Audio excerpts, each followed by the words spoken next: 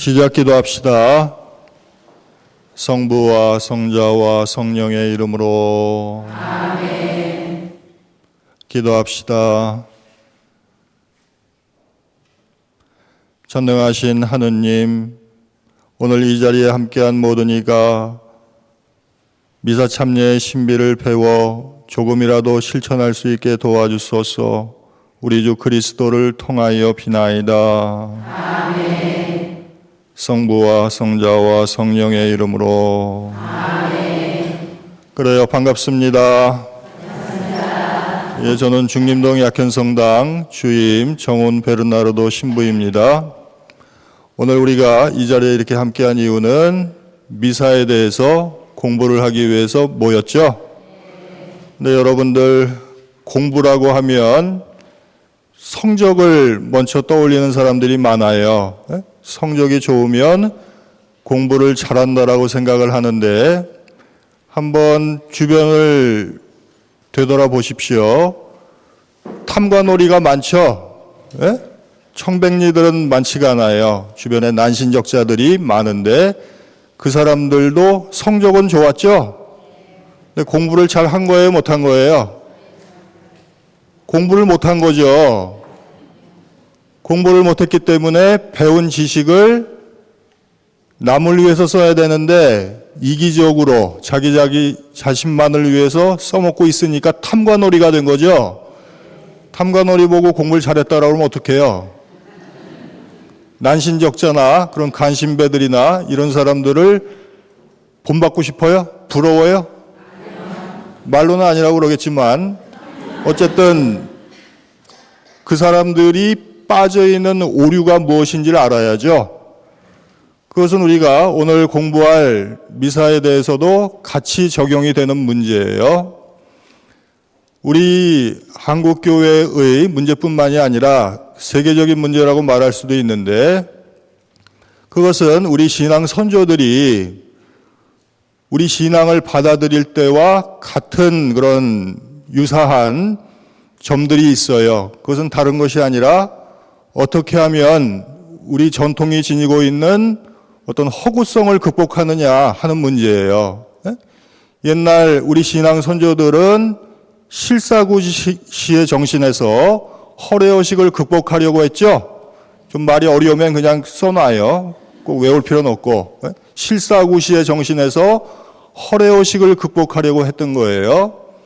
근데 지금 우리가 미사 참여하는 그런 방식을 보면은 정말 올바른 의미에서 미사를 맛보고 있느냐? 그건 좀 의문이란 얘기죠.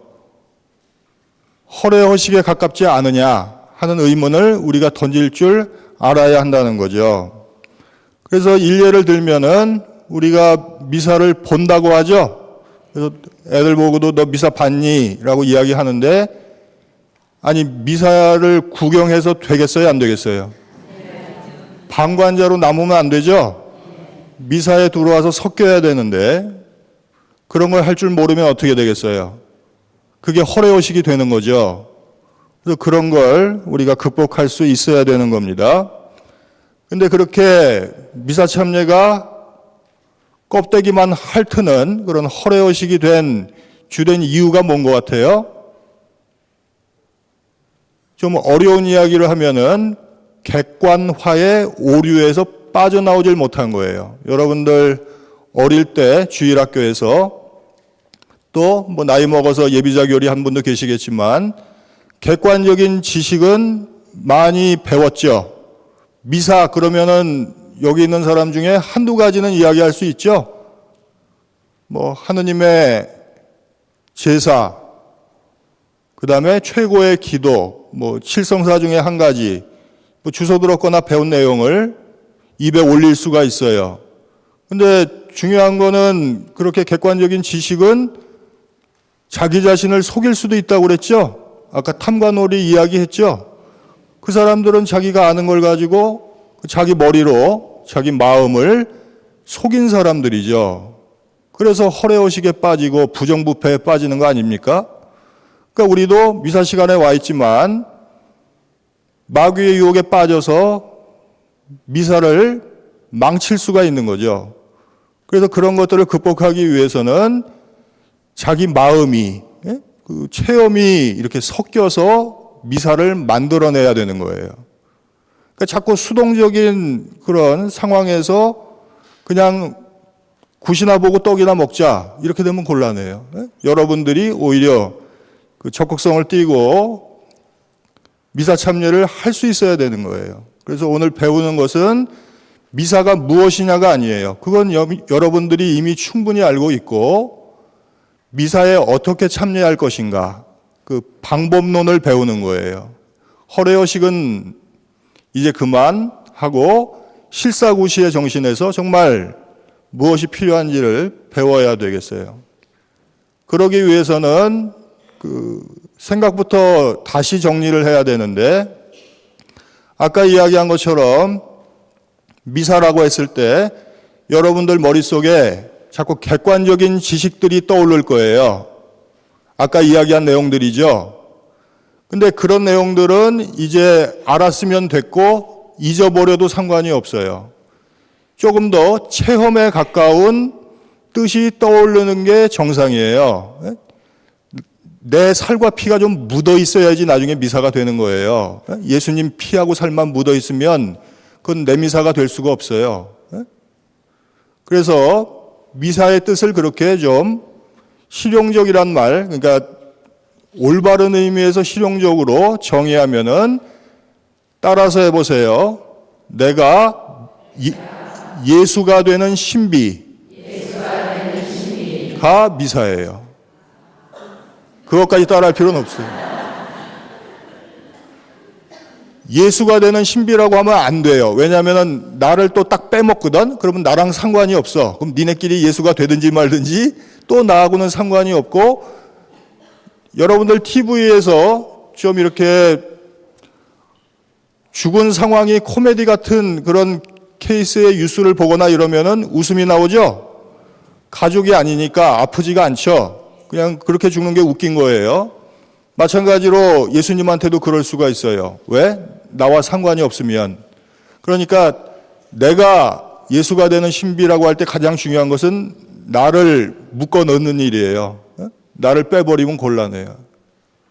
그게 가장 중요한 겁니다. 그래서 미사라고 할 때 가장 먼저 떠올려야 하는 것은 내가 예수가 되는 거예요. 여기 있는 다른 사람들하고는 상관이 없어요. 무슨 말인지 알겠죠? 그래서 미사에 와서 0.1%라도 예수로 변화되려고 노력을 해야 되는 거예요. 그걸 못하면은 미사 참여를 할 수가 없는 거예요. 아시겠죠? 그래서 처음부터 기억 니은부터 다시 배워야 되는데 여태까지 우리가 미사에 대해서 배울 때 가장 큰 문제가 무엇이냐면은 여러분들 갓난아이가 태어났을 때 말부터 배워요? 글부터 배워요? 글부터 배우면 그건 천재가 아니라 문제가 있는 아이죠. 그 문제가 있는 거예요. 근데 지금 우리가 미사에 대해서 배우는 걸 보면은 여러분들이 하느님하고 미사 시간에 대화를 못 하는데 입도 뻥끗 못 하는데 문법을 가르치는 거예요. 미사는 최고의 기도다 라고 수준 높은 사람들이 그렇게 말할 수는 있겠지만 깐난쟁이가 그걸 알아들을 수가 있어요, 없어요? 없으니까 그냥 외워요. 그죠? 최고의 기도래. 최고의 기도인가 보다. 그렇게 외우는 거예요. 그리고 미사 시간에 그럼 최고로 기도를 해요? 집중하려고 노력은 하는데 집중하는 방법을 몰라요. 그러니까 그냥 변비 걸린 표정이 되는 거야. 그냥 눈만 감고 인상만 이렇게 쓰고 있는데 뭐 속 시원한 게 하나도 없죠. 되는 일이 없어요. 집중하는 방법을 모르는데 집중하라고 그래봤자 소용이 없죠. 그러니까 어떻게 하면 집중할 수 있는지를 알아야죠. 그리고 글을 배우는 것이 아니라 말을 배워야죠. 하느님하고 그래서 말문이 트여야 될 거 아니에요. 말문이 트여야지 말귀도 열리지. 그거예요. 그래서 오늘 미사를 시작하는 성호경부터 하느님 감사합니다. 맨 끝에 나오는 그 말 단어 하나하나에 어떤 화살기도 그 속뜻이 담겨야 되는지 공부를 하는 거예요. 우선 우리 가톨릭 교회의 그 경신례 행위, 그러니까 미사 참례는 다른 종교나 교파에 비해서 굉장히 우월해요. 그러니까 여러분들 집에 가끔 뭐 아이들이 컴퓨터 사달라든지 휴대폰 사달라든지 그러면은 그 이렇게 기분파 아버지는 뭐가 제일 비싸? 그 제일 비싼 걸로 사. 이런 사람들 있죠? 그래서 컴퓨터를 제일 비싼 걸 사줬어요. 몇백만 원짜리를. 그랬더니 걔가 그걸 가지고 맨날 컴퓨터 게임만 해. 그러면 그런 걸 뭐라고 그래요? 돼지 목에 진주 목걸이, 개발의 편자. 그런 거예요. 그리고 여러분들 며느리가 여러분에게 최신 휴대폰을 사줬어요. 근데 거기에 자기 집 전화번호도 입력을 못 해가지고 손가락으로 찍고 있으면 그건 또 뭐예요? 마찬가지죠? 또 어떤 사람들은 집에 1억 원짜리 진공관 오디오가 있다고 자랑을 해. 근데 맨날 뽕짝 만들어. 그렇게 최첨단 장비를 해놓고. 그건 뭐라고 그래요? 그것도 안 어울리는 거죠? 돼지목에 진주 목걸이고 개발의 편자예요. 그 쓸모가 없는 거죠? 그렇게 할 필요가 없어요. 근데 미사 참례가 그 꼴이 되면 되겠어요? 안 되겠어요? 그러니까 어디 가도 이런 시스템이 없는데 이런 시스템을 가지고 우리가 사용하는 용도를 보면 정말 한심하다 못해 서글픈 그런 상황까지 간다는 거죠. 그래서 오늘 우리가 공부하는 내용을 잘 정리를 해서 뭐 이렇게 받아 쓰거나 이러지 말고 한마디라도 기억을 해서 실천을 하는 게 중요한 거예요. 오늘 우리가 하는 공부는 알을 위한 공부가 아니라 실천을 위한 공부예요. 그게 우리 신앙 선조들의 실사구시 정신이에요. 아시겠죠? 그래서 성호경부터 이제 공부를 하도록 하겠습니다. 미사를 시작할 때 그전에는 좀 워밍업을 하죠. 그래서 어떤 신부님들은 그 시작성가 같은 것을 끝절까지 불러라. 또 어떤 신부님들은 1절만 불러라 하는데 그건 신부님들 따라 그 워밍업 하는 스타일이 좀 다르신 거예요. 신자들이 미리 와서 쫙 기도를 하고 있으면은 그런 워밍업이 필요가 없어요. 그러니까 여러분들 옛날에 그 자동차 한겨울에 시동 걸 때는 워밍업 해야 안 해요? 좀 한참 했어야 되죠? 요즘 차는 어때요? 좀 덜 해도 되죠? 마찬가지예요. 이게 상태에 따라 다른 거예요. 그러니까 여기 다 이렇게 모여 있지만 다 똑같지가 않죠. 알아듣는 게 다 달라요. 내가 A를 이야기한다고 해서 A로 알아듣는 사람은 여기 몇 명이 없어요. B, C, D, E 다 자기가 생겨먹은 대로 알아듣는 거예요. 그런 것처럼 워밍업이 제대로 안 돼 있기 때문에 어느 신부님들께서는 시작성가를 오래 부르게 해서 워밍업을 시키죠. 딴 생각을 이제 못하게. 그래도 딴 생각하는 사람 또 있는 거예요. 근데 계속 하지만 이제 미사의 시작은 뭡니까? 성호경으로 시작을 하는 거예요. 그래서 성호경으로 미사가 시작이 되는데 성호경도 여러분들 객관적인 지식으로는 알고 있을 거예요. 근데 중요한 거는 객관적인 지식이 아니라고 그랬죠? 얼마나 자기 피땀이 묻어 있느냐가 중요하다고 그랬어요. 체험이 섞여 있는 객관적인 지식이 아니면은 의미가 없어요. 그러니까 성호경의 뜻이 뭐겠어요? 아까 미사가 내가 예수가 되는 신비라고 했는데 성호경은 어떤 기도인 것 같아요? 그냥 그 한자 그대로 풀어서 알아들어도 상관이 없어요. 성삼, 삼위일체 하느님을 크게 부르는 기도가 성호경이에요. 근데 그걸 누가 부르는 거예요? 내가 부르는 거예요. 남이 부르는 건 나랑 상관이 없죠. 내가 하느님을 부르는 기도가 성호경인 거예요. 그러니까 더 적극적으로 해석을 하면 내 삶에 와주십사 하고 오늘 이거 하나만 건져도 괜찮아요. 그래서 성호경만 그을 줄 알아도 12단 기도 중에 가장 중요한 기도니까 그것만 알아도 성공이라고 말할 수가 있어요. 그래서 배워보도록 합시다. 성부와 성자와 성령의 이름으로 아멘이라는 말틀로 구성되어 있죠. 근데 여러분들 성부, 성자, 성령 할 때 좀 이렇게 그 흐리멍텅하게 그냥 대충 다 똑같은 하느님 이런 식으로 평상시에 생각하는 게 그렇게 얼버무리는 게 문제예요. 정확하게 그 부를 수 있어야 돼요. 그러니까 우리가 동작 기도, 몸까지 쓰면서 기도하는 이유가 거기 있는 거예요. 그래서 이마를 짚으면서 성부와 하죠. 그때 그 성부는 어떤 하느님이에요? 나를 만들어주신 하느님이에요. 거기서 또 나를 빼면 안 돼요. 나를 꼭 넣어야 돼요. 그래서 내 창조주, 그걸 세상 뭐 이렇게 넓히는 거 우주 그러면 또 물타기가 돼서 제대로 하느님을 부를 수가 없게 돼요. 그러니까 나를 만들어주신 분. 성자는 나를 구원하신 분, 내 구세주죠. 그다음에 성령은 나를 이끌어 가시는 분, 내 인도자나 내 위로자, 하느님이죠. 그러니까 여러분이 팔을 이렇게 휘저으면서 성호경을 그을 때 머리하고 마음속에서는 떠올리고 되새겨야 되는 그런 일들이 일어나야 되는데 평상시에 그런 시스템이 가동이 안 되죠. 엔진이 공회전한다는 얘기에 쉽게 얘기하면 겉돌아요. 그러니까 입으로 성부와 성자와 성령의 이름으로 할 때 머릿속에서는 어떤 내용이 주마간상격으로 쭉 지나가야겠어요? 나를 만드시고 구원하시고 이끌어 가시는 분. 알겠죠?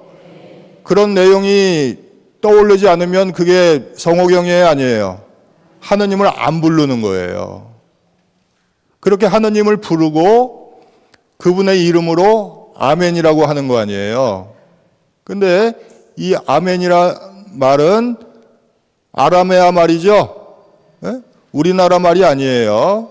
근데 그 아라메아 말인데 아라메아 말과 우리나라 말은 그 근원이 비슷해요. 그래서 비슷한 말이 몇 가지가 있는데 대표적인 건 여러분도 알고 있죠? 아멘이란 말. 아니, 아빠란 말. 그 나라 사람들이 아빠라고 하는 게 우리나라 말로도 아빠죠. 그건 여러분들이 알고 있죠. 아멘도 마찬가지예요. 그래서 우리나라 말로 옛날 시골 장터에서 할아버지들이 뭐 이제 누가 아주 그럴싸하게 연설을 하면 무릎을 탁 치면서 뭐라 그래요? 그렇고 말고 할 때 그 암이 똑같은 뜻이에요. 뒤에 EN만 붙인 거예요. N이에요. 예? 그러니까 동의를 하는 겁니다. 그냥 네가 알아서 맞든지 뭐 그대로 이루어지든지 뭐 그건 나랑 상관이 없어. 그게 아멘이 아니라 전인적인 동의를 뜻하는 거예요. 맞습니다. 그렇습니다. 한 걸음 더 나가면 그렇게 하겠습니다. 무슨 말인지 알겠죠? 그러니까 지금 성호경을 글 때 아멘이 지니고 있어야 되는 소프트웨어가 하나 나왔죠. 평상시에 또 다르고 딴 데는 또 달라요. 근데 하느님을 부를 때 그 성호경이란 기도에서 그 쓰이는 아멘의 소프트웨어가 나온 거예요. 그래서 성부와 성자와 성령의 이름으로 아멘이라고 하면 나를 만들어 주시고 구원하시고 이끌어 가시는 분의 이름으로 그렇고 말고 그렇게 하겠습니다라고 해도 되고 그렇게 하고야 말겠습니다. 내 삶에 모시고 당신 뜻대로 하겠다고 기도를 하는 거죠. 그래서 이걸 한번 연습을 해보도록 하죠. 그래서 좀 똑바로 앉아보세요. 똑바로 앉아보시고 허리를 펴고 합장을 해보세요. 합장하는 방법은 알죠? 오른손 엄지가 위로 와야 돼요. 왼손 엄지 위로. 그래서 십자가를 만드는 거예요. 펴봐요. 펴봐. 제대로 못하네. 새끼손가락 떨어지면 안 돼요. 새끼손가락 붙여요. 그리고 쫙 펴요. 그래서 왼손하고 이제 크로스를 해요. 겹쳐요. 그래서 손에 힘을 준 채로 붙인 다음에 힘을 빼요. 그러면 손가락들이 붙어 있어요. 새끼손가락이 떨어지면 안 되지. 그 다음에 명치 끝에다 붙여요. 안에 각도가 30도. 이건 원래 옛날에 다 맞으면서 배운 건데, 복사할 때. 그래서 그렇게 하는 거예요. 거기서 그대로 오른손이 올라가는 거예요. 성부와 이렇게 올라가는 거예요. 엄지가 떨어지면 안 돼요. 엄지를 붙여요. 이건 스포츠 할 때 기본 폼을 배우는 거랑 똑같기 때문에 중요해요. 엄지를 붙여요. 벌어지면 나중에 다 분심거리가 돼요. 여기 가슴에 붙인 왼손도 엄지 붙여요. 옛날에 이거 벌리고 있으면 골로 마귀가 들어가서 분심을 일으킨다고 그랬어요. 붙이라고. 그래서 성부와 배꼽까지 성자와 성령의 이름으로 아멘 할 때 다시 합장. 알겠죠? 이거는 한 번 해가지고는 못하는 거니까 집에 가서 제일 좋은 게 밥상머리에 붙여놓고 하는 게 제일 좋아요. 알겠죠? 그래서 내가 한번 이렇게 입으로 기도해 줄 테니까 여러분이 들으면서 아까 공부한 내용이 떠오르는지 안 떠오를 거예요. 근데 한번 해봅시다. 그럼 눈을 감고, 이게 미사랑 똑같은 거예요. 미사 때도 사제가 입으로 기도해서 여러분을 도우려고 하면 여러분들이 들으면서 성호경을 긋죠. 그리고 여러분들은 나중에 뭘 해요? 아멘을 하는 거예요. 동의한다는 이야기죠. 그걸 한번 해보도록 합시다. 숨 한번 쉬고, 그래요. 눈 감고 이제 미사 시작하는 거예요. 성부와 성자와 성령의 이름으로. 잘 안 되죠? 네? 나를 만드시고 구원하시고 이끌어 가시는 분의 이름으로. 이게 안 되죠? 처음 하니까 안 되는 거예요. 첫 술에 배부를 수가 없으니까 좀 연습을 많이 하도록 하세요. 네? 오늘 이것만 배워도 오늘 피정원 성공이에요. 네? 그래요. 그 다음에 이제 우리가 성호경을 근 다음에 사제와 인사를 하게 돼 있어요. 근데 짧은 인사 같지만 그 많은 뉘앙스가 담길 수가 있어요. 여러분들 그 오래된 옆집 여자랑 사이가 나쁠 수가 있는데 그 사람하고 안 마주치려고 해도 뭐 하루에 한두 번 정도 눈길이 마주치면 인사를 해야 되죠? 그러면 그 짧은 한마디에 그 여자가 나한테 무슨 욕을 한 건지 다 알죠? 에? 저 여자가 오늘 웬일로 뭐 안부를 묻는다든지 그러면 그 속셈이 뭔지 궁금해지죠? 에? 그런 거예요. 뭐 내일 당장 또 담을 터는 거 아니야? 뭐 이제 별 생각이 다 들고 잠을 못 자게 되는 거죠. 근데 이제 사제와 함께 인사를 할 때도 마찬가지예요. 사제가 주님께서 여러분과 함께 하고 인사를 하고 여러분이 이제 또한 사제와 함께라고 할 때 그 짧은 응답 기도지만 그 기도에는 여러 가지 평상시에 그 사제에 대한 개인적인 감정 그리고 사제에 대한 어떤 근본적인 생각, 그러니까 사제관 이런 것까지 다 섞여 있어요. 그래서 많은 신자들이 뭐 절반 이상의 신자가 자기 본당 신부님 이름을 모르죠. 관심이 없어요. 여기 있는 양반들 중에서는 그런 분이 안 계시겠지만 또한 사제와 함께 하면서 그 양반 성도 몰라. 그냥 대충 신부님이야. 어쩌다 얻어 걸린 거죠. 그냥 뭐 나랑은 상관이 없는 사람인 거예요. 저 사람은 동화 속에 사는 사람이고 나는 현장에서 박박 기는 사람이고 나는 먹고 사느라고 쇠가 빠지고 저 사람은 장가 안 가는 대신에 좀 편하게 사는 사람이고 상관이 없는 거예요. 그러니까 또한 사제와 함께 할 때 굉장히 그 비인격적인 그런 생각에 휩싸여 있어요. 근데 그렇다고 해서 뭐 본당에서 활동하는 사람들은 그러면 신부님을 굉장히 인격적으로 느끼느냐? 그렇지가 않아요. 또한 사제와 함께 하면서 자기 본당 신부님을 쳐다보면 섭섭한 게 자꾸 생각나는 사람이 있어요. 아니 우리 신부님은 왜 3구역 2반 반장이 이쁘고 젊다고 이뻐하시는 거야. 이 생각만 자꾸 떠올라. 나한테는 눈길 한번 안 주시고 어디 프레시움 단장 말이야 젊다고 걔만 보고 웃으시고 그러니까 또한 사제와 함께 할 때 좀 미운 마음까지 드는 경우가 있는 거예요. 그러니까 이게 정상이 아닌데 그렇게 돼요. 그러니까 하느님의 대리자로 지금 그래서 우리와 함께 이미사를 집전하시는 신부님에 대한 생각이 그렇게 좀 약간 그 병적인 그런 경우가 대부분이라는 거예요. 그래서 순수한 마음에서 사제를 인격적으로 만나지 못하는 게 제일 큰 문제예요. 그리고 저는 어릴 때 사제란 말을 몰랐어요. 이제 뭐 유치원도 아니고 뭐 초등학교 1, 2학년 때는 그래서 난 동물원의 사자인 줄 알았어요. 그래서 또한 뭐 사자와 함께 나는 그래서 사자가 이 타임에 왜 나오지? 나는 그래서 항상 의문을 품었던, 그러니까 그 미사 참여를 못했던 거죠. 그 부분에서 사제와 인사를, 하느님을 부르고 이제 하느님의 대리자인 사제와 인사를 나눠야 되는 타임이었는데 그걸 모르고 넘어갔던 거예요. 근데 여러분은 좀 그러시지 않기를 바라요. 아시겠죠?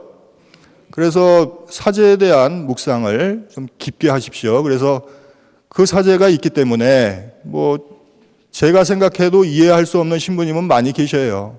제가 이제 신부 생활 내년이면 20년째인데 올해 19년째인데도 잘 이해가 안 가요. 그래도 신부님이신 분들이 많은 거예요.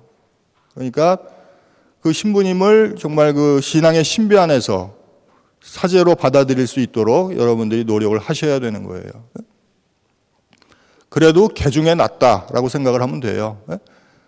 뭐 본인들 남편을 한번 그냥 떠올려 보세요. 간단하게 문제가 풀릴 수도 있어요. 그래도 우리 남편보단 낫지 않느냐. 죄가 좀 적다. 잘난 게 아니라 인간적으로 그 나쁜 짓을 덜 했다.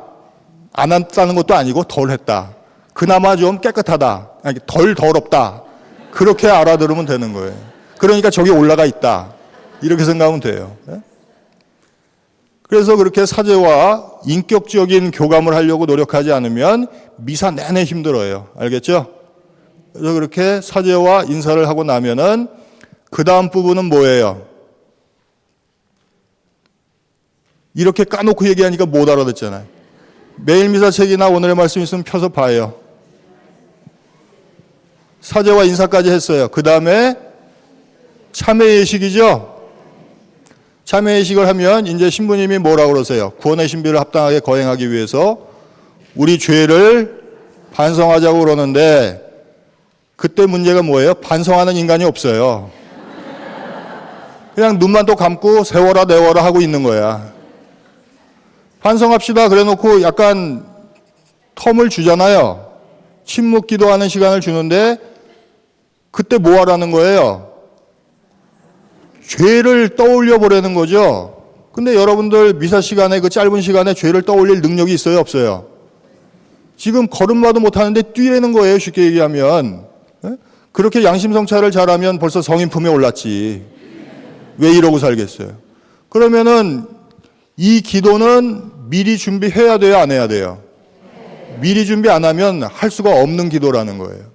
그래서 이 미사 시간에 바치게 되는 고백 기도는 연료가 필요해요. 죄가 땔감이에요. 죄를 떠올리질 못하면 고백 기도가 작동을 안 해. 무슨 말인지 알겠죠? 그러니까 미사 전에 와서 해야 될 일 몇 가지가 있는데 첫 번째로 이 고백 기도가 작동이 되기 위해서는 죄를 그 리스트를 그 목록을 쭉 뽑아야 돼요. 알겠죠? 명세표를 만들어서 그걸 떠올릴 수 있어야 돼요. 그래서 톱니바퀴가 물려 돌아가듯이 생각과 말과 이렇게 쭉 할 때 생각으로 저지른 죄 이렇게 쭉 떠올라야 되는 거예요. 그래야지 이게 아구가 맞아요. 그래야지 기도문이 되는 거예요. 근데 그걸 안 하니까 이게 전능하신 하느님한테도 고백을 하고 형제들한테도 고백을 하고, 그러니까 개신교처럼 수직적인 고백만 하는 것이 아니라 우리는 수평적인 고백도 하죠. 이웃에게 잘못한 거, 또 사랑을 베풀지 않은 것까지도 죄라고 생각을 해서 고백을 하는 건데 거짓말하게 되는 거예요. 고백할 게 없어요. 죄를 고백해야 될 거 아니에요. 근데 죄를 생각해 본 적도 없는데 어떻게 고백을 하겠어요? 그러니까 헛소리를 하게 되는 거죠. 앵무새처럼. 또 기도문이 겉도는 거예요. 물에 기름이 동동 뜨듯이 떠다녀, 미사 시간에. 그렇게 되는 거예요. 그러니까 나중에 어떻게 돼요? 지금 제 탓이요, 제 탓이요 이렇게 가슴을 치죠? 근데 옛날에는 내 탓이오라고 그랬죠? 내 탓이요, 내 탓이요, 내 큰 탓이었소이다라고 그랬는데 이게 보면은 치는 게 아니라 쓰다듬는 인간들이 있어. 그러니까 가만히 입을 보면 내 탓인지 내 탓인지 구별도 안 가. 자긴 잘했다는 거지. 내 탓이요, 내 탓이요 이렇게 쓰다듬어. 근데 한번 생각을 해봐요. 좀 세게 치다가 심장마비로 가도 여관방에서 죽는 것보다 낫죠? 성당에 와서 자기 탓을 하다 죽는 거 아니야.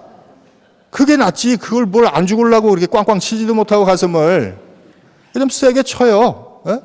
세게 쳐도 또 잘 죽지도 않아요. 에? 그러니까 정말 자기 탓을 하면서 그 자기 탓을 하는 그 비장함이 있어야 돼요. 그것은 좀 뭐 신학적으로 설명하면 어렵지만 그렇게 자기 탓을 할 때 마귀가 도망가요. 그러니까 그 굉장히 비장한 마음이에요. 왜냐면은 아브라함의 제사를 한번 떠올려 보십시오. 우리가 생각할 때도 너무나 잔인하죠. 하느님께서 외아들 이삭을 제물로 바치려는 거잖아요. 그럼 번제를 바치란 얘기인데 번제는 어떻게 바쳐요? 반을 쪼개요. 요렇게. 그 다음에 불로 떼는 거예요. 다시 붙여가지고. 잘 타야죠. 반을 쪼개야지 잘 타죠. 그럼 자기 외아들을 반을 쪼갠다고 생각해봐. 예? 그럼 반을 쪼갠다고 생각해서 그걸 또 불로 태워. 그게 아버지가 할 수 있어요, 없어요? 근데 아브라함은 어떻게 했어요? 하려고 했죠? 그러면 그렇게 서슬이 시퍼런 아브라함한테 마귀가 덤빌 수가 있겠어요, 없겠어요? 못 덤빈다는 거예요. 여러분들 가끔 그 옆집에서 싸움 나거나 그러면 꼭 우통 보는 사람 있죠? 남자들 중에. 우통부터 벗고 또 심한 사람은 그 부엌칼 같은 거 갖고 나와서 상대방한테 위협한다고 그러면서 자기 배에 좀 이렇게 조금 나중에 머큘럼 바르면 낫게 뭐 많이는 안 긋고 조금 이렇게 긋는 사람 있죠? 그러면은 저쪽 상대방이 그 사람하고 싸우려고 그래요? 안 싸우려고 그래요? 아니, 자기 배를 막 이렇게 칼로 긋는데, 내 배는 어떻게 생각하겠나. 그래서, 이거 다 먹고 살자고 하는 짓인데 싸우면 안 되겠다. 이렇게 생각이 되죠? 근데 아브라함은 더 잔인하죠? 이 우통 벗는 사람은 아무것도 아닌 거예요. 아브라함이 더 잔인해. 자기 아들을 쪼개려고 들었잖아. 그러면 우리가 그런 아브라함의 마음으로 가슴을 치면 마귀가 도망을 가는 거예요. 알겠죠? 그래서 그렇게 북을 치듯이 쳐야 돼요. 그래서 치면은 견딜 수가 없게 되는 거예요. 그렇게 되면 어떻게 되는 거예요? 그때서야 보이는 거지. 여러분들 레지오 단원이니까 더 잘 알아들어야겠지만 나 혼자 그렇게 독한 마음을 품었었는데 어떻게 되는 거예요? 그 매일 미사나 오늘의 말씀이 있으면 보세요. 자기 탓을 했더니 평생 동정이신 성모 마리아가 내 옆에 계시고 모든 천사와 성인과 형제들이 나를 위해서 하느님께 빌어주고 계시다는 걸 느끼게 되는 거예요. 무슨 말인지 알겠죠? 이 고백 기도가 얼마나 이게 판타스틱합니까? 무슨 영화 같죠? 근데 그런 기도를 얼마나 맛대가리 없이 바쳤어요, 여태까지. 그러니까 맹탕으로 먹은 거예요. 우겨놓은 거예요, 입에. 맛을 모르고. 산의 진미인데 이런 맛이 없는데 그 맛을 못 느끼고 바쳤던 거죠. 여러분들이 그걸 아셔야 되는 거예요. 그걸 모르면 죽을 때까지 고백 기도를 바칠 수가 없어요. 입으로 바치면 뭐해? 자기 삶이 아닌데. 실천하지 않는 기도는 의미가 없어요. 무슨 말인지 아시겠죠? 그러니까 앞으로 미사 시간에 고해성사 할 때 고백 기도를 이렇게 바칠 수 있어야 돼요. 이렇게 바치면 게임이 많이 끝났어요. 그래서 그 다음에 신부님이 사제 청원을 하시죠. 전능하신 하느님, 저희에게 자비를 베푸시어 죄를 용서하시고 영원한 생명으로 이끌어 달라고 하시는데 이미 그 부분에서 그 사제 청원만으로 많은 죄를 용서받을 수가 있어요. 여러분들 옛날에 교리 배울 때 상등통에 하등통에 배웠죠? 근데 상등통엔 너무 힘들어요. 왜냐하면 재범을 하지 말아야 되니까 같은 죄를 반복하지 않는 그런 굳센 결심이 상등통해죠. 그래서 자꾸 우리가 고해성사를 꼭 해야 되는 이유가 이렇게 상등통해가 불가능하기 때문에 하등통해를 통해서 고해성사를 해야 된다고 그러는데 제가 가톨릭 신자들에게 안타까운 것은 불가능하더라도 포기하지 말아야죠. 상등통일 포기하면 어떡해? 상등통일 포기하면 안 돼요. 그래서 스스로 완전히 통회할 수 있도록 노력을 해야죠. 그래서 완전히 통회하는 것이 이 고백 기도의 목적이 되는 거예요. 그래서 여러분이 완전히 통회하면 이 사죄 청원은 사죄경과 같은 효과를 지니게 되는 거예요. 그리고 예방적인 차원에서는 더 우수할 수도 있어요. 그러니까 여기서 죄를 끊어버려야지 자유로워지는 거예요. 그리고 그 다음에 그 미사의 흐름이 달라져요. 그 다음에 우리가 뭘 바쳐요? 보면은 자비송을 바치죠? 사죄와 교송을 하면서 이제 분위기가 올라가기 시작해요. 이제 주일이나 이럴 때는 그래서 이 부분을 성가로 부르죠. 그래서 주님 자비를 베푸소서. 그러면 여러분이 똑같이 반복을 해요. 주님 자비를 베푸소서. 그리스도님 자비를 똑같이 이렇게. 그게 칼 가는 느낌이면 되는 거예요. 칼 가는 느낌이에요. 죄악과 싸우기 위해서 지금 이제 칼을 가는 거예요. 아까 아브라함이 칼 가듯이 똑같은 느낌이면 돼요. 그래서 칼을 가는 그 비장함. 그러니까 평상시에 주님 자비를 베푸소서 할 때 아이고 죽여주십시오. 이 죄 많은 이 사람을 당신께서 용서해 주시지 않으면 누가 봐주시겠습니까? 한 번만 눈 감아 주십시오. 이렇게 기도하죠? 그거는 안 된다는 이야기예요. 여기에 담길 수 있는 소프트웨어가 아니에요. 제가 죄악과 맞설 테니까, 죄악과 타협하지 않을 테니까 자비를 베풀어 달라는 거죠. 완전히 다르죠? 이제는 싸우겠습니다. 타협하지 않겠습니다. 죽는 신용 안 하겠습니다. 죄악 앞에 무릎 꿇지 않겠습니다. 그러니 당신 자비로 절 도와주십시오. 그거예요. 근데 그걸 거꾸로 알아들으면 돼요, 안 돼요? 굉장히 곤란하죠? 그러니까 자비를 바라는 목적 자체에 문제가 있는 거 아니에요. 올바르게 바라야죠, 올바르게. 그러면 이제 대영광송으로 가면 이미 어떻게 됩니까? 승리에 대한 확신이 있는 거예요. 우리가 세상을 살면서 그렇게 자꾸 죄악과 타협을 하게 되는 이유가 하느님께서 마지막에 승리하신다는 그분 영광에 대한 확신이 없어요. 그러면 대영광송을 보면은 맨 처음에 성부에 대한 내용이 나오죠. 그래서 뭐라고 나옵니까? 하느님께 영광, 땅에서는 주님께서 사랑하시는 사람들에게 평화. 그 다음에 이제 성부를 계속 부르죠. 주 하느님, 하늘의 임금님, 전능하신 아버지 하느님, 주님을 기리나이다, 찬미하나이다, 주님을 흠숭하나이다, 찬양하나이다, 주님 영광, 크시오니 감사하나이다까지가 나를 만들어주신 창조주 하느님에 대한 어떤 그 영광을 노래하는 거죠. 그러니까 대영광송은 대부분 어때요? 힘차죠? 옛날 이문근 신부님 작곡해 놨던 그 원곡 같은 걸 떠올려 보세요. 주여 우리를 불쌍히 여기소서. 이렇게 자비, 포르테 붙여가지고 그렇게 이상하게 안 했고, 자비송은 잔잔하게 나가죠? 그러니까 비장함을 이게 다지는 거예요. 다지다가 죄악과 싸울 준비가 됐어요. 그러면 이제 출정을 하는 거예요, 출정.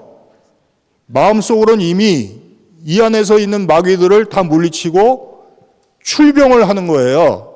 행진곡 같잖아. 군대 행진곡 같이 그런 풍으로 나가는 거 아니에요.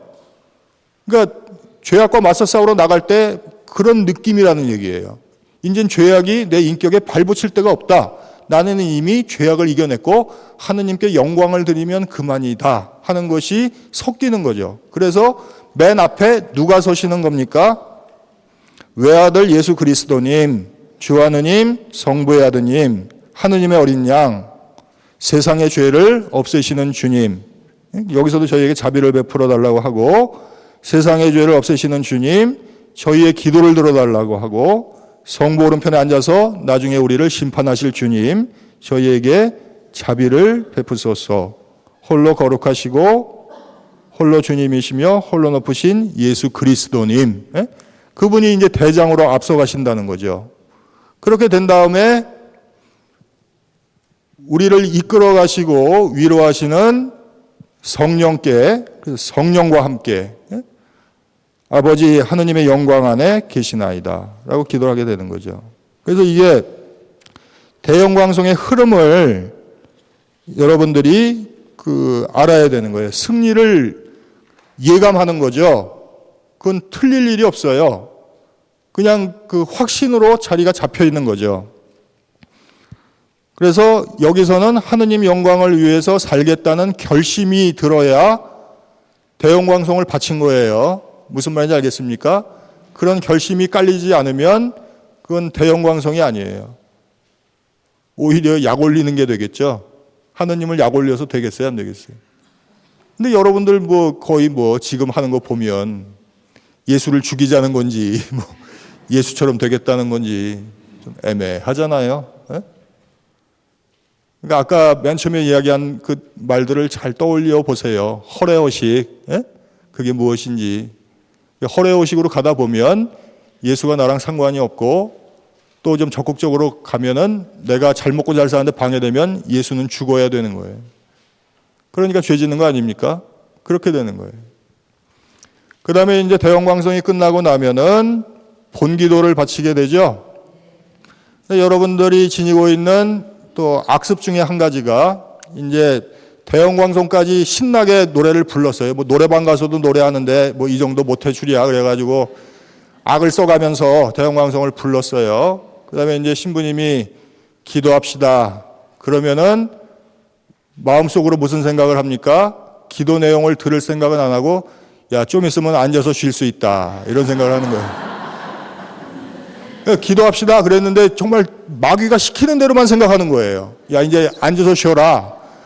그래서 신부님이 비나이다 하면 아멘하고 앉아야지. 이 생각만 하고 있는 거예요. 비나이다가 중요한 게 아니야. 그 앞에 있는 내용이 중요한 건데 그거엔 관심이 없어요. 그게 본기도라는 건 뭡니까? 테마 기도죠. 그러니까 그날 전례에 어떤 함축적인 뜻이, 의미가 담겨 있는 건데, 이 본기도도 우리가 미리 숙지를 해놓지 않으면 들리겠어요? 안 들리겠어요? 안 들려요. 여러분들 귀가 아직 그렇게 기도할 정도로 예민하지가 않아요. 그러니까 미리 아까 죄 목록도 뽑으라고 그랬지만 날마다 변화하는 본기도, 예물기도, 영성체후기도는 거의 암기해야만 들려요. 무슨 말인지 아시겠죠?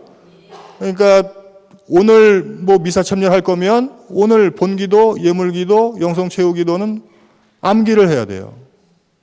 무슨 말인지 아시겠죠? 암기를 하지 않으면 들리지 않는다는 거. 그래서 본기도라는 것을 이렇게 자꾸 축적을 해가야 돼요. 그날 전례에 나온 본기도가 곧바로 내 인생의 테마가 되진 않아요. 근데 그것을 축적해 가다 보면 그게 삶의 데이터베이스가 되는 거예요. 내 삶의 자료가 되는 거예요, 자료가. 그러니까 그걸 축적을 해가야죠. 하느님의 뜻이 무엇인지, 내 삶이 무엇인지, 본기도를 통해서 조금씩 엄마 젖발듯이 그렇게 먹어가는 거예요. 아이들이 하루아침에 훌쩍 크지 않잖아요. 한 숟갈 한 숟갈 먹여가지고 쫓아다니면서 그렇게 키우는 거죠. 마찬가지예요. 근데 신부들은 그래서 그걸 자꾸 이렇게 어떻게 하든지 이유식이라도 만들어서 먹이려고 그러는데 이제 그걸 잘 안 먹으니까 속상하는 거죠. 그래서 오늘 이제 말씀 전례부터 미사 끝까지 공부를 하게 되는데 말씀 전례에 대해서도 여러분들이 조금 생각을 전환할 필요가 있어요. 성경 그러면은 여러분들 어떻게 생각합니까? 하느님 말씀이라고 생각하죠? 그래서 성경 말씀을 잘 들어야 된다. 왜? 하느님 말씀이니까. 근데 까놓고 생각을 해보세요. 생각을 좀 뒤집어서 생각하시면 될 텐데 성경이 하느님에게 필요합니까? 안 합니까? 필요 없어요. 성경은 인간에게 필요한 것이죠. 하느님께서 우리를 사랑하셔서 남겨주신 말이죠. 기록으로 남겨주신 거예요. 거기에 하느님 사랑이 담겨 있죠. 그래서 성경을 대하는 태도에 따라서 성경 말씀은 어떤 극단으로 치닫게 돼 있어요. 예를 들면은 여러분들 어릴 때, 그러니까 좀 옛날이죠. 그 시절만 해도 연애 편지들을 좀 주고받았죠. 지금 남편한테는 얘기 안 했겠지만 한두 장 갖고 있는 것도 있을지도 몰라요. 그죠? 근데 그때 정말 내가 그렇게 사랑했던 기억, 그런 기억들이 나이를 먹는다고 해서 녹이 슬어요, 안 슬어요? 녹은 안 슬죠.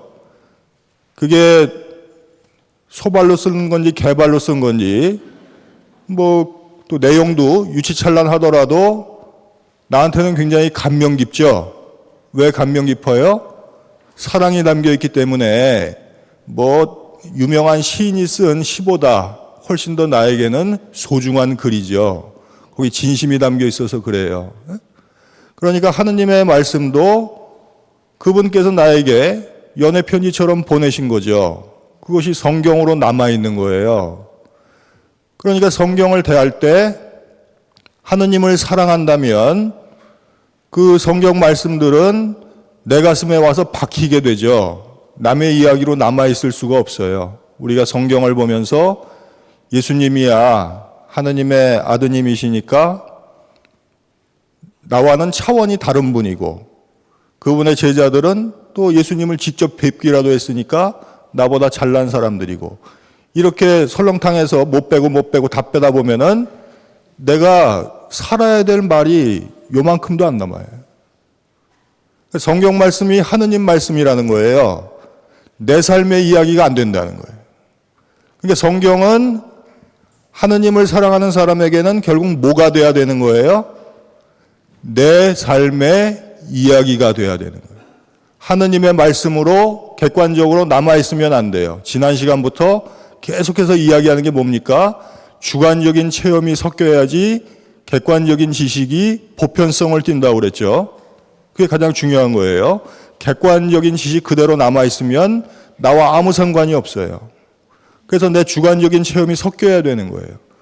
그래서 그걸 어려운 말로 하면 체화, 내 몸이 된다는 이야기인데 그렇게 표현할 수가 있어요. 그렇게 살아있지 않으면 지식이 그건 자기 자신을 속이거나 남을 속이는 데 써먹을 수도 있다는 얘기예요. 굉장히 중요한 이야기죠. 그래서 말씀전례에 참여할 때도 그런 예비의식을 갖고 있어야지 객관화의 오류에서 벗어날 수가 있는 거예요. 무슨 말인지 아시겠죠? 그래서 하느님의 말씀이 성경이다란 말은 들었으면 반쯤 잊어버려도 돼요. 그럼 나머지 반을 뭘로 채워요? 성경은 내 삶의 이야기다 라는 걸로 채워야 돼요. 그래서 하느님의 말씀과 내가 섞여야 되는 거예요. 그걸 할 줄 모르면 안 돼요. 아시겠죠? 그래서 이 말씀전례 부분은 미사참례에서 주로 귀로 기도하는 걸로 여러분이 생각하는데 여러분이 입으로도 기도하게 되어 있는 구조예요. 그러니까 미사 참례가 모든 종교와 종파의 경신례에서 가장 뛰어나다는 것이 이렇게 참여할 수 있는 시스템을 구축하고 있기 때문에 그래요. 맨 처음에 자리에 앉히는 이유가 뭡니까?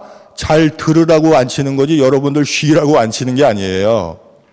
그 동작 하나하나가 다 의미가 있는 거예요. 편안한 상태에서 잘 들을 수 있는 기회를 주는 거지 앉자마자 주보를 보거나 딴 생각을 하거나 우리 본당에 기둥이 몇 개였지? 전등은 몇 개였을까? 그 쉬라고 앉히는 게 아니에요. 무슨 말인지 알겠습니까? 제대의 벽돌은 몇 개인가? 그런 거에 도전하는 무모한 사람도 있지만 얼마나 무료하면 그런 짓을 하겠어요. 근데 너무 어린 시절부터 또 너무 오랜 세월 동안 그렇게 돼 있는 거예요. 지겨움이 아주 몸에 배 있죠. 쩔어 있어요. 어떻게 하든지 그 1시간 그냥 참새가 방앗간 생각만 하듯이 성당 밖의 일만 계속 떠올리면서 미사 시간을 끝나기 바라는 거죠. 학수고대 하는 거예요. 그게 무슨 짓입니까? 그게 신성모독이라는 거예요. 하느님을 모욕하는 거죠. 그걸 우리가 깨달아야 되는 거예요. 그래서 이제 자리에 앉게 되면은 독서 말씀을 듣게 되죠. 그래서 독서 말씀은 어떻게 해야 된다고 그랬습니까? 미리 숙지해야 된다고 그랬죠. 그래서 내 안에 말씀이 들어와 있어야지 내 귀로 들어오는 말씀과 매취가 되는 거예요. 그게 짝짝 맞아떨어져야 된다고 그랬죠. 그게 기아가 물려서 돌아가는 듯한 현상이 내 안에서 일어나야 된다고 그랬어요. 그래야지 말씀이 내 안에 있지 미리 독서도 읽어보지 않고, 왜냐하면 우리가 처음 듣는 말씀을 내 안에 간직하는 능력이 아직 없어요. 지금 그렇게 우리가 뭐 딱딱한 거 씹어 먹거나 그런 정도의 영적인 지위에 있지 않기 때문에 준비를 하지 않으면 한 귀로 들어와서 한 귀로 나가요. 그래서 미사 끝나고 나서 오늘 독서가 뭐였지 하고 남편한테 물어보면 남편들이 기억해요, 못해요? 한 명도 기억 못해. 강론 말씀도 뭔지도 모르고, 마침 성가가 뭔지도 몰라요. 마침 성가가 지금 막 자기가 자기 입으로 크게 부르다가 5분도 안 지났는데 마침 성가도 기억을 못해요. 어떻게 그렇게 철저하게 반납을 하는지 대단한 악마적인 능력이에요. 그건 그렇게 하라고 해도 쉬운 게 아니에요. 뭐라도 하나 기억해야 되는데 기억하는 거 있어요. 오늘 저기 주성 본 여자 헤어스타일이 왜 그래? 예? 아까 보편지향 기도한 남자 억양을 보니까 고향이 어디구나. 순 그런 것만 생각하고 기억하고 나중에 그걸 가지고 화제를 삼는 거예요. 아니면 뭐 신부님 강론에 대해서 꼬투리나 잡고 있거나. 하느님 말씀이 뭔진 기억도 못해요. 그게 얼마나 기가 막힌 건지 아시겠어요? 절대로 미사를 통해서 예수로 변하지 않겠다고 아주 결연하게 표명을 하는 거 아닙니까? 떳떳해요. 당당해요. 그렇게 미사 참여를 하는데 죄책감이 없어요. 그 다음에 우리가 뭘 하죠? 화답송으로, 입으로 기도해야 되죠? 그러니까 이 말귀가 트이질 않았으니까 말문도 안 열리는 거예요. 근데 이상한 게 튀어나올까봐 시편이라든지 이런 것으로 기도하게 만들어 놨죠. 하느님 말씀이 들어와서 내 입에서 하느님 말씀이 나가야 되는 거예요. 내 진심이 실려서, 아니면 거짓말이 되는 거죠. 그러니까 화답송도 미리 묵상을 해야 되겠어요? 안 해야 되겠어요? 독서하고 세팅을 해서 묵상을 해야죠. 이게 어떻게 어울려서 여기 들어와 있구나 하는 것을 알아야죠. 그걸 모르면은 무슨 말인지도 모르고 떠들어대게 되는 거예요. 그건 처참하잖아요. 그건 복음 환호성도 마찬가지죠. 여러분들이 발설을 하면서 기도를 해야 되는데 무슨 말인지는 알아야 될 거 아니에요. 근데 그거 복음 환호성을 알려면 복음도 알아야 돼요, 몰라야 돼요? 복음도 알아야 돼요. 근데 여러분들 말씀 전례를 보면은 그냥 신부님 강론 말씀 오늘 어떤 이야기를 해서 우리를 재밌게 해주실까? 그러니까 신부님이 무슨 개그맨이나 뭐 그런 재담꾼 같이 그냥 재밌는 이야기 들려주시고 아니면 감명 깊은 이야기를 들려주시길 바라는 거예요. 근데 사제의 강론은 아무리 잘났어도 인간의 말이죠. 말 잘해봤자 약장수예요. 더 중요한 건 뭡니까? 하느님 말씀이죠. 그건 우리가 초등학생이라도 다 아는 사실이잖아요. 근데 철저하게 독서나 복음은 안 듣고 강론만 조금 들을까 말까 고민 중이고. 무슨 말인지 알겠습니까? 강론은 일종의 소화제예요. 그걸 한번 씹어서 이제 사제가 먹여주는 거죠. 그러니까 절대성을 띌 수가 없는 거죠. 근데 강론을 가지고 뭐 고민하거나 이런 분들이 많은데 그냥 참고 자료로 활용하시면 되는 거예요. 신부님께서 전문가의 입장에서 우리를 위해서 저렇게 말씀을 요리해 주셨구나. 사람마다 다 솜씨가 다르죠. 그래서 강론도 신부님 따라 다 맛이 달라요. 하시는 스타일도 다르고. 근데 그걸 가지고 죽기 살기로 뭐 시비를 걸거나 이래봤자 의미가 없는 거죠. 뭐 사회적인 발언을 좋아하시는 분도 계시고 또 뭐 여러 가지 취향에 따라서. 그러니까 그 취향이 저 양반은 저렇게 해석을 하시고 그것이 내 삶에 어떻게 도움이 될 것이냐. 그것을 가려서 알아들으면 되는 거지. 더 이상의 뭐 사제의 말씀이 하느님 말씀이 아니니까 잘 새겨들으면 되는 거예요. 새긴다는 말이 무슨 말인지 알겠죠? 그래서 보통 여러분들이 눈치채지 못하고 있지만 인간의 말이 끝난 다음에 교회에서는 어떤 장치를 해놨습니까? 주일날 여러분들이 강론을 들은 다음에 모두 일어나서 무엇을 하죠? 신앙 고백을 하죠. 많은 본당에서 사도신경을 바치고 있는데 사도신경에 담겨 있는 게 뭐겠어요? 그 중요한 건 그 기도마다, 그러니까 주님의 기도, 성모성, 사도신경, 다 묵주기도까지 마찬가지지만 맛과 빛과 향이 달라요. 여러분들 고춧가루 하나 사도 김장할 때 그 세 가지는 보죠. 냄새도 맡아보고 맛도 보고 빛도 봐요. 그걸 안 보면 고춧가루를 제대로 살 수가 있어요, 없어요? 중국산 다대기나 속아서 사게 되는 거지. 이게 정말 태양천지 다 봐야 될 거 아니에요. 그러면 기도문이 지니고 있는 맛과 빛과 향도 구별할 줄 알아야지 기본적인 요리를 할 거 아닙니까? 사도신경이 지니고 있는 기본적인 기능은 뭔 것 같아요? 사도신경은 우리가 믿어야 할 교리죠. 스탠다드예요. 신앙의 스탠다드. 표준이에요. 표준. 그럼 신앙의 표준이면 그것이 내 삶의 기준이 돼야 된다는 걸 알겠죠. 그게 사도신경의 기능이에요. 그러니까 여러분들 매일 미사나 오늘의 말씀 보시면은 사도신경 펴보세요. 신앙 고백을. 거기에 제일 많이 나오는 단어가 뭔 것 같습니까? 믿나이다. 믿나이다. 그래도부터 시작하죠. 그래서 맨 처음에 성부에 대한 이야기들 쭉 나오죠. 믿고, 그 다음에 성제에 대한 이야기 쭉 나오죠. 그래서 심판하러 오시리라 믿고, 그 다음에는 막 나와요.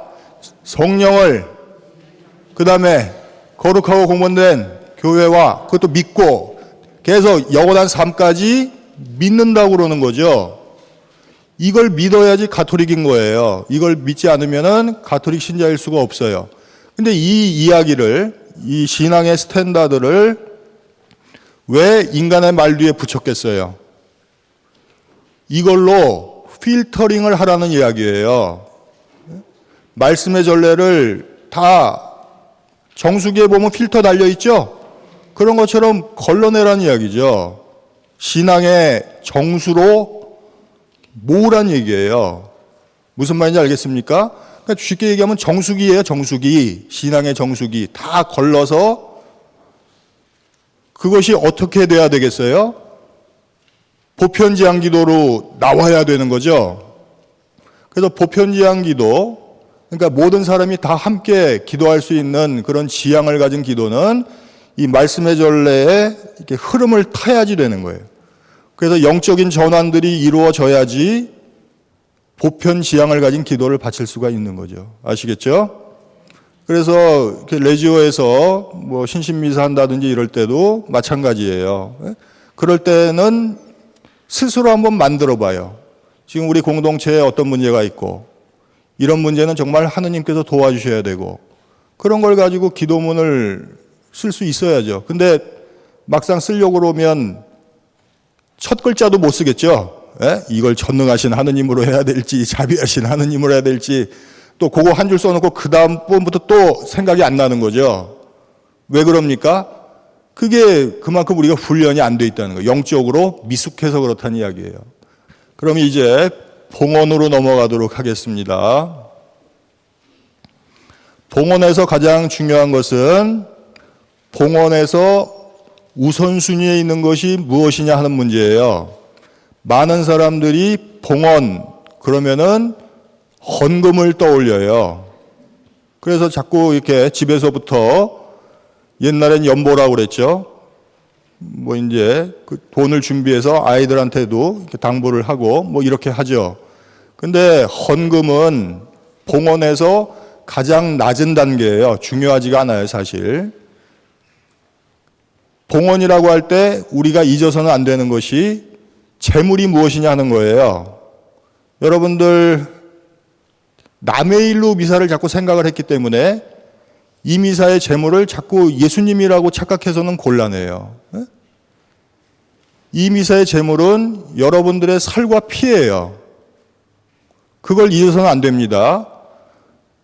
여러분들의 살과 피를 봉헌을 해서 하느님께 바쳤더니 그 더러운 것을 하느님께서 성변화를 통해서 예수 그리스도로 바꾸셔서 거룩하게 변화시키셔서 영성체 때 되돌려 주시는 게 미사예요. 무슨 말인지 알겠죠? 그런 시스템이에요. 그걸 잊어버려서는 안 돼요. 그래서 이미사의 제물 그러면은 지금부터는 그걸 머릿속에 박아둬야 돼요. 내 살과 피가 이미사의 제물이에요. 그 폐기물만도 못한 걸 하느님께서 예수님의 살과 피로 바꿔주시는 거예요. 그래서 미사가 은총인 거예요. 그래서 그 과정을 우리가 알아들어야 되는 겁니다. 그래서 그 봉헌의 우선순위에서 여러분들의 살과 피가 이미사의 제물인데 그것을 어디에 담아서 하느님께 봉헌하는 겁니까? 빵과 포도주에. 그러면 여러분들이 어떤 그 일을 해야 될 것 같아요? 이 자리에 앉아 있는 건 껍데기만 앉아 있는 거예요. 그러니까 보통 행료를 하죠. 행료를 안 하는 본당도 있지만 행료를 해서 봉헌을 하게 되는데 제대 앞까지 나왔으면은 나를 어디다 담으려고 노력을 해야 돼요?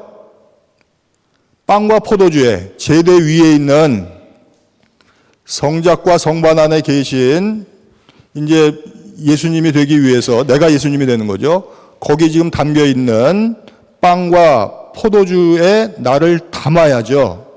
그런 소프트웨어가 필요한 거예요. 그러니까 한 걸음마다 그런 지향을 갖고 화살 기도를 할 수 있어야 돼요.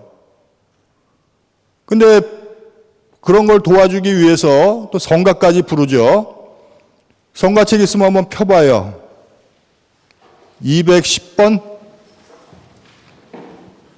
가사가 뭡니까? 생명. 2절은 삶. 3절은 근데 그런 걸 줘봤어요? 하느님한테 그걸 봉헌해야 되는 거 아니에요? 그 뒤도 쭉 봐요. 쭉 보면은 하느님께 제물로 바쳐야 되는 게 무엇인지가 나와 있죠? 근데 언제 줘봤냐고. 그걸 줄 생각은 없어요. 1,000원짜리 한 장 얘따 먹어라. 그러니까 하느님이 거짓입니까 뭡니까? 1,000원짜리 뽑으려다가 잘못 뽑혀서 10,000원짜리 뽑혔는데 옆에 사람이 존경하는 눈빛으로 이렇게 쳐다보면은 도로 집어넣을 수도 없고 그러면서 그 봉헌 시간을 보내죠. 그 무슨 짓을 하고 있는 거예요? 에? 알겠습니까? 헌금 시간이 아니에요. 나를 제대 위에 올려놔야죠. 그러니까 돌아가서 앉았을 때는 껍데기는 자기 자리로 갔지만 여러분들의 인격, 여러분들의 알맹이는 제대 위에 올라와 있어야죠. 그게 정상이에요. 무슨 말인지 알겠죠? 그래서 이제 신부님들이 뭐 주일날 하시는 분도 계시고 그 봉헌 행렬 때 그냥 신부님 혼자 다 포기하시고 그냥 혼자 기도하시는 분도 계시겠지만 예물 준비 기도가 있죠. 예물 준비 기도 한번 펴보세요. 신부님께서 뭐라고 기도하십니까? 온누리의 주 하느님 찬미 받으소서. 주님의 너그러 오신 은혜로 저희가 땅을 갖고 얻은 이 빵을 주님께 바치오니 생명의 양식이 되게 하소서. 여기서 이 빵이 뭡니까? 여러분들의 살이에요. 여러분들이 봉헌한 여러분들의 삶을 사제가 하느님께 예물 준비 기도로 바치는 거죠. 그 다음에 똑같이 쭉 나오죠. 그래서 주님의 너그러 오신 은혜로 저희가 포도를 갖고 얻으니 술을 주님께 바치오니 구원의 음료가 되게 하소서라고 기도하는데 이 술이 뭡니까? 여러분들의 피예요. 여러분들의 피가 구원의 음료가 되게 해달라고 사제가 우리 신자들을 대표해서 하느님께 기도하는 거죠. 그래서 여러분들이 뭐라고 그러는 거예요? 하느님 길이 찬미 받으소서라고 기도하는 거예요. 그러니까 왜 하느님이 길이 찬미 받으셔야 되는지 알고서 그 말을 해야 될 거 아닙니까? 왜 하느님이 길이 찬미 받으셔야 됩니까? 나 같은 걸 받아주셔서 이미사의 제물로. 무슨 말인지 아시겠죠? 그 다음에 이제 감사송을 바치게 되는데, 감사송에서도 가장 큰 문제가 감사를 못 드리는 게 문제예요. 감사하고 싶지가 않아요, 하느님께. 왜? 미사를 대충 엉망으로 이렇게 버티면서 시간을 끌어왔기 때문에 정상적인 미사의 흐름에 우리가 들어와서 여태까지 이렇게 잘 흘러왔으면은 이 부분이 되면 감사하는 마음으로 충만해지는 거예요. 나를 이 미사의 제물로 봉헌할 수 있다는 것만으로도 너무나 감사할 수 있어요. 근데 뭐 눈곱만큼도 봉헌한 게 없기 때문에 여기까지 왔는데도 감사할 생각이 없어지는 거예요. 그래서 정말 그 고조되죠. 교송이라는 것은 이렇게 분위기가 고조되는 거예요. 그래서 예전에는 노래로 했죠, 이 부분을. 그래서 감사송이 되면은 사제가 먼저 주님께서 여러분과 함께 마음을 드높이 우리 주 하느님께 감사합시다. 그러니까 자기 자신을 봉헌한 사람들에게 주님께서 함께 하시기를 기원하고 신부님께도 함께 하시기를 여러분이 기도하면서 그래서 마음을 드높이 올리자는 거죠. 하느님께 바치자고 그러면 주님께 올리겠다고 여러분 입으로 이야기하는 거예요. 그래서 우리 같은 걸 받아주신 하느님께 감사합시다. 그러면 여러분들 입으로 마땅하고 옳은 일이라고 말만 하고 그걸 마땅하고 옳다고 생각을 하는지는 모르겠어요. 마땅하고 옳다고 이야기하면 감사하는 게 정상이죠. 그게 문제가 되는 거예요. 그래서 그 다음에 이제 거룩하신 아버지, 그러니까 우리를 거룩하게 만들어 주실 분이죠. 뭐 그래야 쭉 해서 기도문을 바치게 되는데 많은 경우에 감사송도 바뀌죠. 지금 우리가 연중 시기를 보내고 있는데 연중 평일 감사송만 해도 한 8개 돼요. 뭐 더 바칠 수도 있고. 그러니까 그런 것들은 보통 그 미사책 뒤에 보면은 나와 있죠. 그래서 신부님이 어느 걸 하실지는 몰라요. 근데 그런 거는 여러분들은 좀 늦은 것 같고 여러분들 자녀나 손자들은 암기하게 하세요. 암기해 놓는 게 중요해요. 그래서 예전에 그 우리 조상들을 보면은 천자문 같은 것은 외우게 했죠. 근데 5살짜리, 6살짜리가 천지 현황을 알아요, 몰라요? 천지가 현황하다는데 그게 무슨 말인지 알아들을 수가 없는데 나이를 먹어갈수록 우주 홍황이 뭔지까지 알게 되는 거 아닙니까? 거기 뜻에 담기는 거예요. 미사 경문도 마찬가지예요. 암기하면 되는 거예요. 암기를 해서 그 안에 자꾸 자기 그 내용물을 채워가는 거예요. 축적을 해가는 거거든요.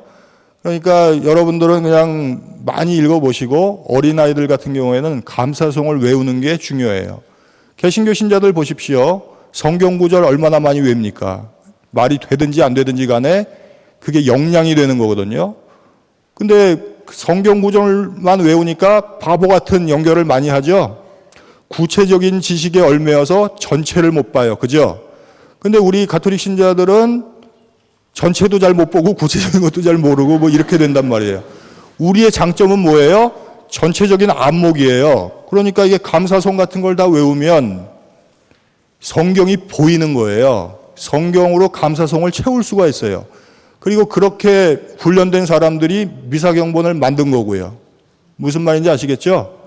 그러니까 그런 작업을 하십시오. 그러면은 여러분들의 자녀나 손자들은 나중에 미사경본을 보강할 수 있는 능력을 지니게 될지도 몰라요. 무슨 말인지 아시겠죠? 이 미사경본이 어떤 하느님이 주신 건 아니잖아요.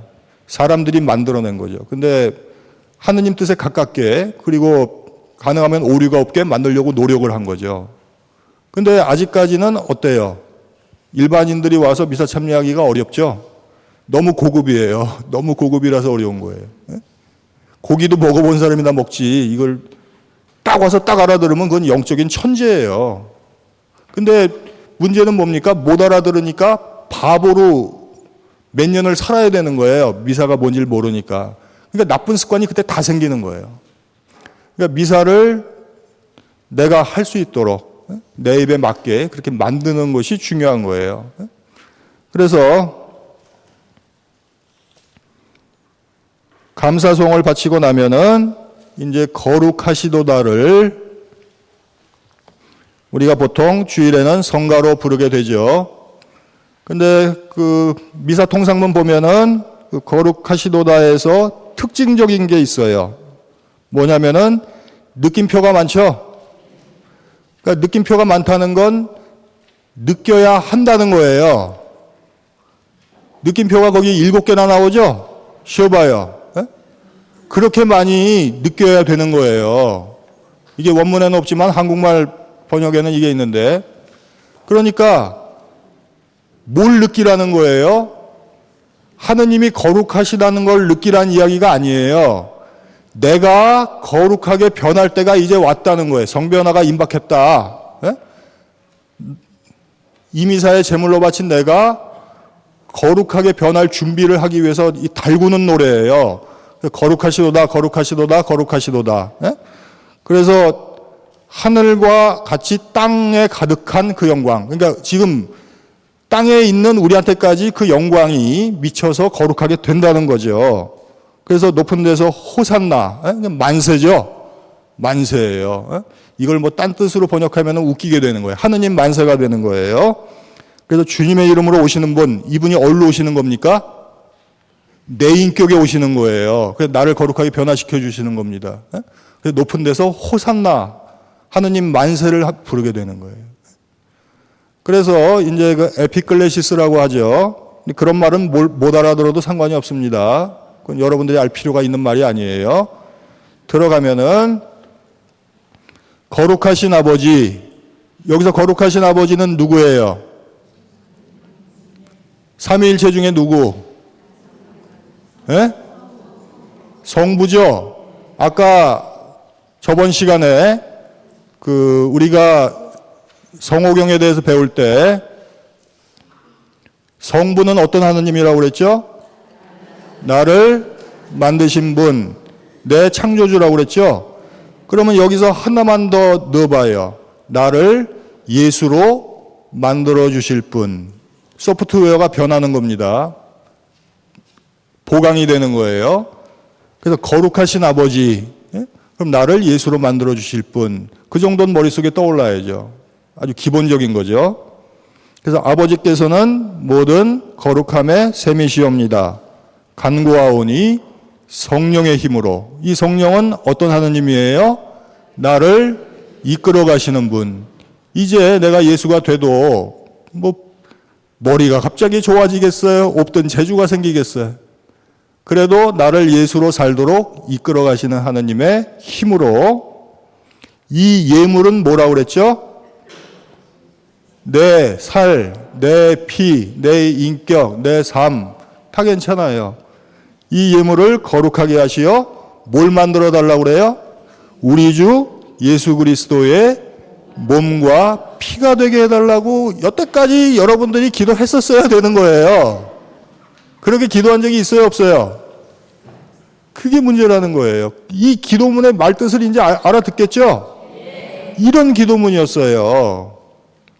그 다음에 이제 스스로 원하시는 순환이 다가오자 예수께서는 빵을 들고 감사를 드리신 다음 쪼개어 제자들에게 주시며 말씀하셨나이다. 그러면 이때가 되면 관상이라고 하면 여러분들이 굉장히 어렵다고 생각하시는데 이제 예수님을 보게 되는 겁니다. 관상을 할 단계가 됐어요. 그래서 너희는 모두 이것을 받아 먹어라. 예수님이 하신 것처럼 사제가 우리를 대표해서 하죠. 이는 너희를 위하여 내어줄 내 몸이다 하면서 성체를 거양하죠. 거양 성체를 하면 거기서 예수님만 보여서는 곤란해요. 정상적으로 봉헌을 했고 여태까지 미사 참여를 제대로 한 사람이면 나하고 예수님하고 섞여요. 그게 관상이에요. 무슨 말인지 알겠죠? 나만 보이면 그건 또 약간 정신병원에 가든지 그건 정상이 아닙니다. 자기만 보여서는 곤란해요. 그런 경지까지 갈 수 있는 사람은 없어요. 나하고 예수님이 섞여 있는 게 보여야 되는 거예요. 한 몸이 되어 있는 거예요. 나중에 영성체 할 때 한 몸이 되는 게 아닙니다.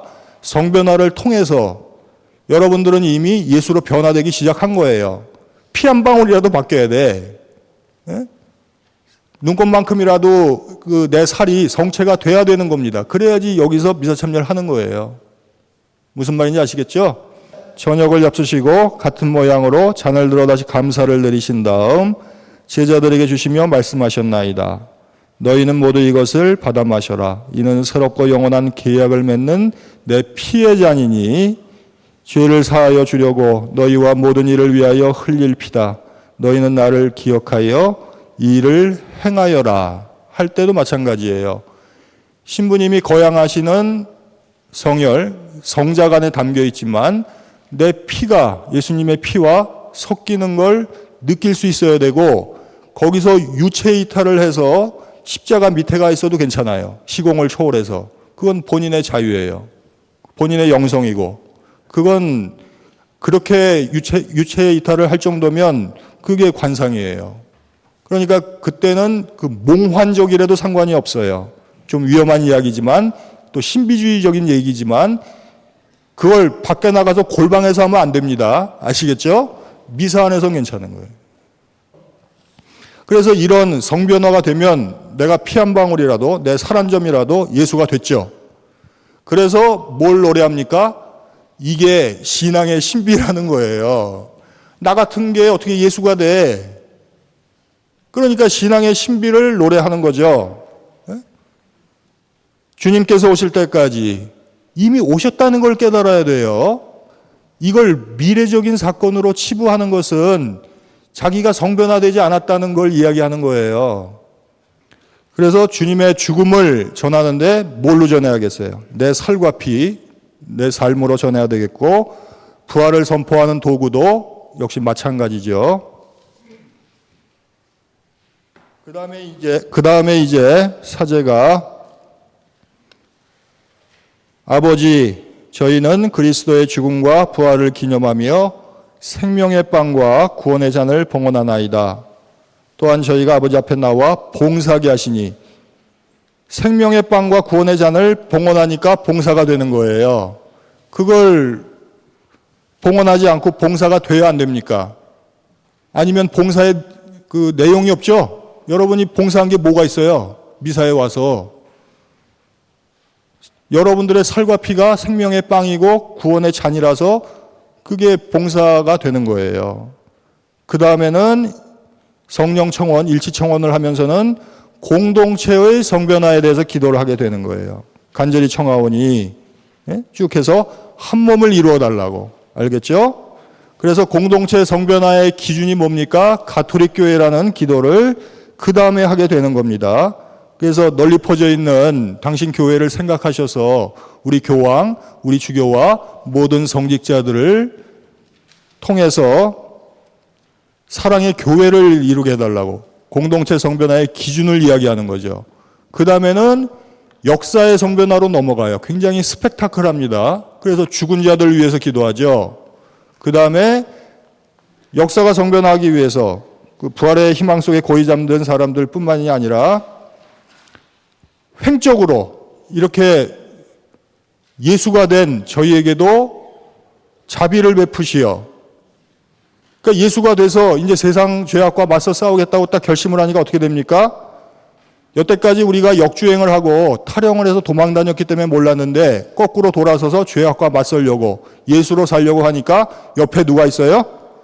영원으로부터 주님의 사랑을 받는 하느님의 어머니 동정 마리아가 계시고 복된 사도들이 계시고 모든 성인들이 나와 함께 대오를 이루어서 전진하고 있는 걸 깨닫게 되는 겁니다. 내 삶의 자리가 여기였구나 라고 깨닫는 거예요. 그래서 하느님께 다시 마침 영광송을 통해서 그분을 찬미하게 되는 거죠. 그리스도를 통하여 그리스도와 함께 그리스도 안에서 성령으로 하나가 돼서 전능하신 천주 성부 모든 영예와 영광을 영원히 받으소서라고 기도하게 되는 거예요.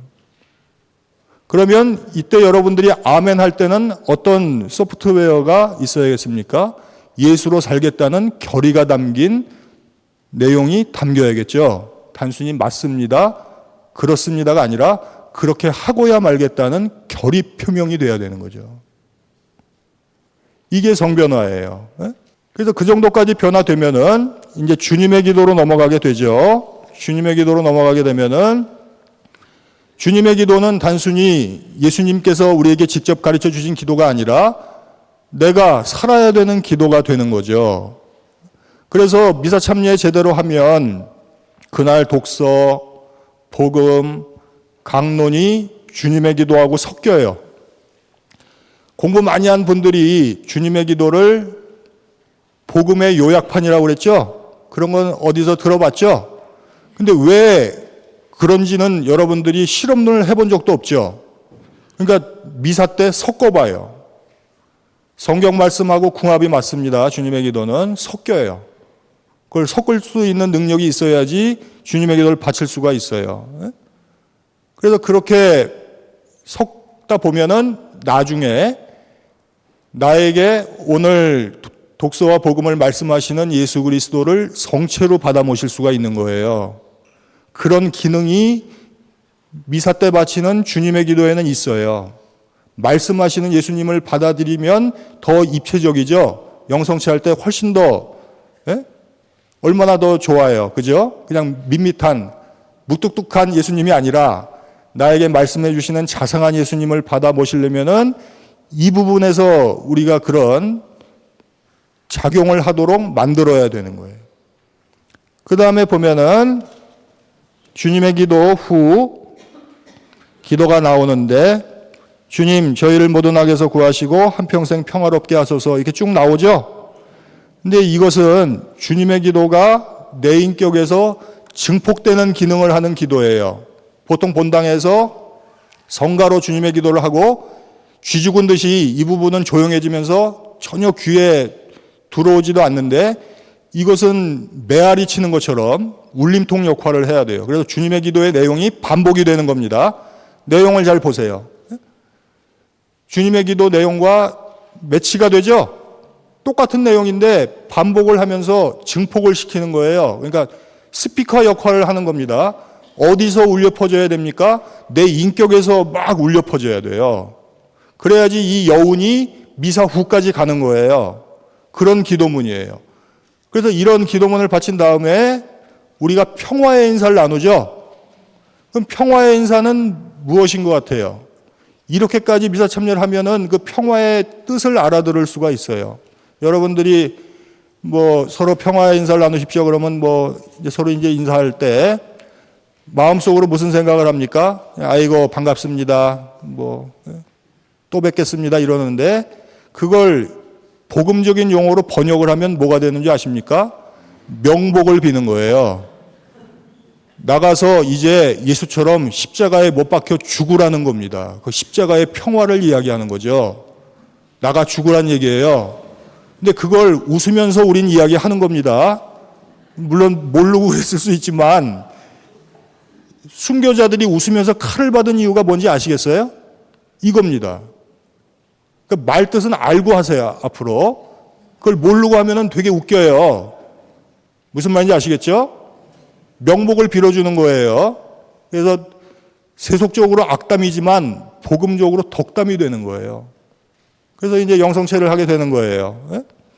그럼 영성체를 할 때는 여태까지 그 흐름을 쭉 생각해 보세요. 그 흐름을 타고 이제 내가 예수로 살기 위해서 세상에서 살면서 방전된 배터리처럼 그냥 축 처져 있었는데 성당에 오니까 다시 예수님으로 하나님께서 충전을 해주시는 거죠. 배터리 충전하듯이 다시 예수님을 우리에게 채워주시는 게 영성체지요. 그래서 예수님을 받아 모셨으면 그때부터는 뭐 수단과 방법을 가리지 말고 외부와 나를 차단하고 내 안에 오신 예수님을 지키려고 노력을 해야죠. 근데 보통 보면은 대부분 영성체하고 돌아가서 주보나 보고 있고 저도 평신도였을 때 철이 없을 때 뭐 이렇게 영성체하고 들어가다가 이쁜 여자가 있으면 윙크한 적도 있어요.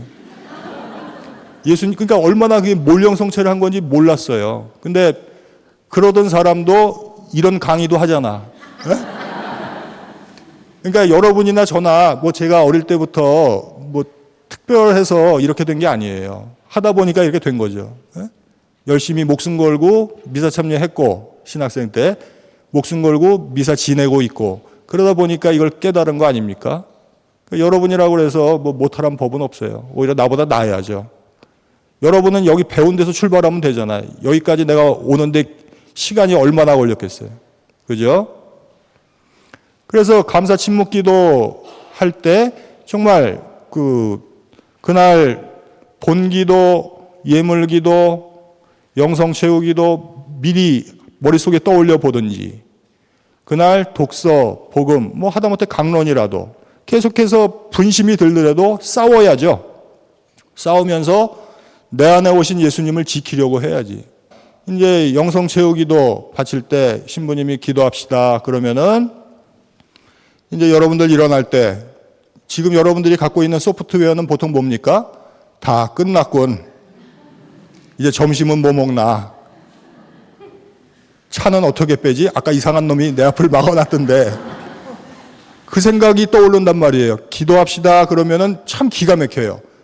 귀가 딱 막혀. 그래서 그 기도문 내용은 절대로 내 인격을 파고들지 못하고 잡생각만 가득하게 되는 거예요. 알겠죠? 그러니까 나중에 강복 받을 때도 그게 뭐 강복을 통해서 십자가를 자기 몸에 새겨야 된다는 것도 모르는 거죠. 문신하듯이 새겨야죠. 십자가를 자기 몸에. 그래야지 예수로 살 거 아닙니까? 그래서 그런 과정이 우리에게 너무나 부족하다는 걸 오늘 뭐 조금이라도 깨달으셨으면 좋겠어요. 그래서 두 차례에 걸쳐서 너무 많은 내용을 한꺼번에 이렇게 강의를 해드렸는데 오늘 또 저번에 배운 그 2시간 동안 딱 한 가지만이라도 건져서 실천을 해보도록 하세요. 그래서 우리가 아까 기도한 것처럼 작은 실천이 중요해요. 내가 앞으로 미사를 어떻게 하겠다 그렇게 거창하게 결심하지 말고 요것만큼은 고치겠다. 딱 한 가지만 결심하세요. 아시겠죠? 네. 그러면 마침 기도로 영광송합시다. 성부와 성자와 성령의 이름으로 아멘. 영광이 성부와 성자와 성령께 성부와 성자와 성령의 이름으로